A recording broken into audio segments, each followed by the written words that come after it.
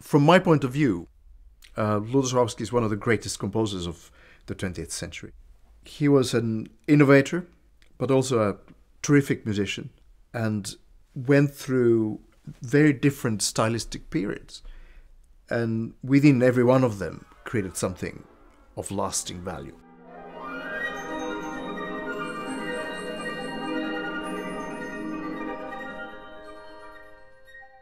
In summer 2012, Esa-Pekka Salonen and I traveled to Poland to follow in the footsteps of Lutoslawski, a man we both knew well and an artist who profoundly influenced both of us. So here we are in this little farming village of Drozdowo. We're not so far from Ukraine and Belarusia and Lithuania. We're in the extreme northeastern corner of Poland. This is where young Witold grew up from birth to the age of about 11 when he went to school in Warsaw. It's the family estate. They were, you know, the big landlords and the driving force in this part of Poland, actually.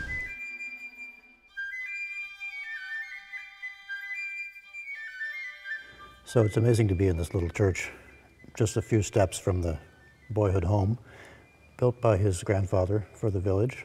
And to imagine Witold being baptized here, practicing the organ up in this organ loft, you know, serving as an altar boy to his uncle who was the priest. It's probably spending some of his childhood in this very room. Well, Catholicism must have been a huge part of their life, at least when he was a little boy, because it's the bedrock of Polish culture, really, you know. And it's the thing that makes Poland part of Europe rather than part of Russia. And it's a cultural identity as well. It still is, in fact, quite a strong cultural identity. You know, when John Paul was II was Pope, it was a huge event in the history of this country. And of course, during the Soviet days and the Iron Curtain and all that, of course, the Catholic Church was the kind of glue that kept the society and culture together. Drozdowo, sandwiched between two empires, was inevitably caught in the middle of the wars that raged across Central Europe in the first half of the 20th century.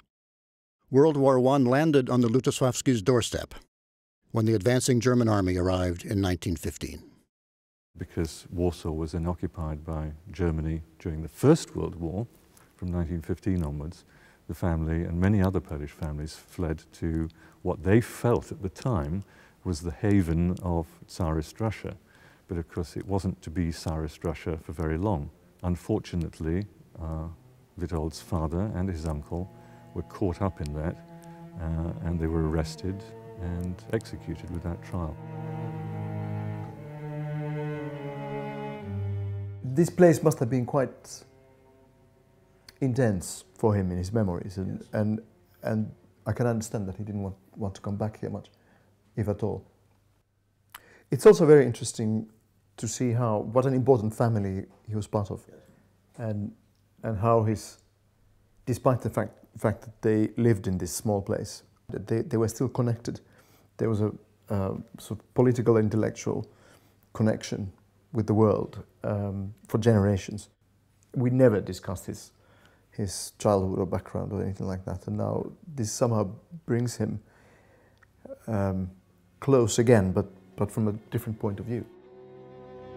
When I saw the memory plaques on the wall of the church, local church, I realized that his early childhood and youth must have been emotionally very hard, as he lost his father at the age of 5 and his uncle, and then 20 years later he loses his brother and his cousin. His early life experiences must have been so dramatic and scary that most likely he kind of develops into this very private person who has to kind of protect his innermost core of who he is, emotionally very well, in order to not to be hurt.